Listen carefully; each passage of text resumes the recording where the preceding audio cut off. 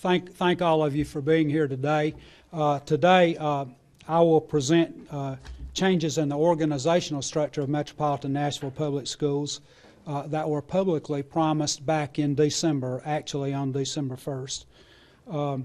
This is my assessment of where we need to be with involvement of staff about the recommendations that have been made and that we're going to implement starting today. But I also want to recognize very quickly that a number of other participants were involved in helping us develop, or in my thinking in developing where we're going. Not to mention a few, the Chamber of Commerce Report Card Committee, Annenberg Institute for School Reform, which just released its third-year evaluation. It's online now for our reform effort. MNPS achieves tribal recommendations that are specifically related to school reform, school-level reform.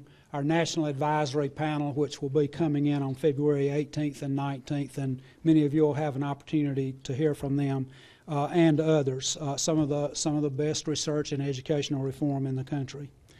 And I want to start, I think, with a comment that was made that was a foundation of the Chamber Report Card Committee, and that's that a solid foundation has been laid, and I very much agree with that we have stability in the district. We have laid a good foundation. There is no longer a threat of takeover. Our school district is now in intermediate status in the state in terms of state accountability. We've moved ahead of 42% of the districts in the state in that status. We're no longer in a warning status, and we're very pleased with that progress. If I may cite a few examples of the progress that we've made, perhaps many of you saw a national report just a day ago that our graduation rate for public high schools in the country now is at 78%. That is a 4-decade high graduation rate nationally in our country. Metropolitan Nashville Public Schools graduation rate this year is 78.6%, which we're very proud of and which continues to grow. We met 7 of the 9 state accountability benchmarks this year to put us in that intermediate status in the state. And Davidson County, and this is a statistic that I'll give in response to a lot of conversation from the Chamber Report Card about ACT growth. Davidson County is one of the top 10 districts in the state this year in growth, and for the past 3 years in growth in ACT. We outperformed our projected growth this year by almost a full point, which is very significant in ATC scores, and that's ACT scores, and that's a projection from previous tests that students made until actual performance on the ACT shows real growth in our high schools in preparation there. Steady improvement, good trends over time in our academics, and across the board in all measures, and we're very proud of that, and we feel like we have the right trajectory. But what I want to say to you today, and the reason for this meeting, is that we can't be satisfied with that. We still have too many students who fall below proficient and advanced in academic attainment or growth in our district. If we are going to become a district of all good schools, which is our goal, if we're going to get the majority of our students to the proficient and advanced levels in our district, then we've got to push to the next level of reform in our district. And that's what we're thoughtfully about today, and that we've been working on for the past few months. A lot of people, there's been a lot of interest in central office restructuring, and I'll talk about central office restructuring in a few minutes. But first I want to talk about the cornerstone of this reform initiative, and that's the concept of lead principle that we're going to take to scale over the next 3 years in this district. Lead principles will be given greater autonomy and flexibility and authority in staffing and in budgeting in our school system as we go forward.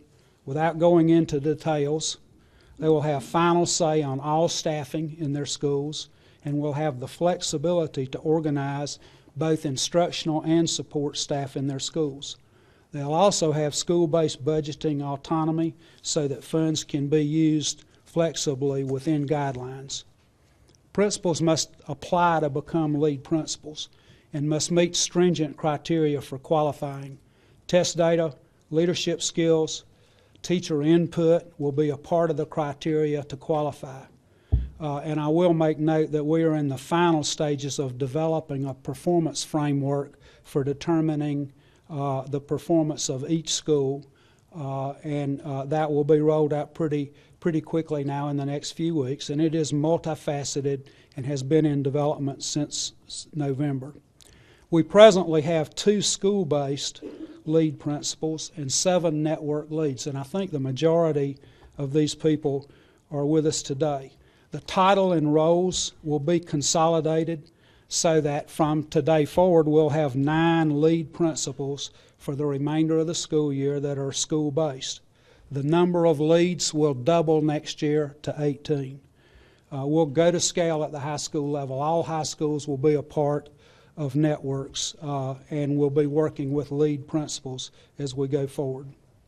Each lead principal will work with 5 or 6 other principals in the network, with assistance from the senior lead principals that are still housed in the central office. They will be responsible for evaluating the principals in their networks, and central office lead principals will scale down over the next 3 years as we scale up the number of lead principals that are school-based in our district. Ultimately, we'll have 30 lead principals in the district. These are school-based principals who run their schools and who are experts and who expand their knowledge and work with other principals in small networks. We've had a number of meetings with the current network leads, and they've been very involved in the development of this framework, as have David Moran from Tribal, Alan Coverstone, and the associate superintendents in our district. I'll tell you that among the principal ranks, the lead principals and the other principals who don't know quite as much detail about the change, there is a great deal of support and enthusiasm for this model. This will drive performance up across our district. And I want to ask the 9 lead principals who are here to please stand. Some of you are on the front row. And I will not take time to introduce you, but I want you to, thank you very much. I want you to come up, and I'll call some of you up at the end of the formal remarks for Q&A. Let me now talk about central office restructuring. The restructuring of departments have been in the planning stages for over 2 months, with a number of people involved in this planning process. We have the departments will be restructured now, but the new, and you see a copy of the top level of the organization chart posted on the screens. The people, those of you in the audience, will be given a paper copy of the complete organizational chart at the end of the meeting today, and we'll have that available for media also.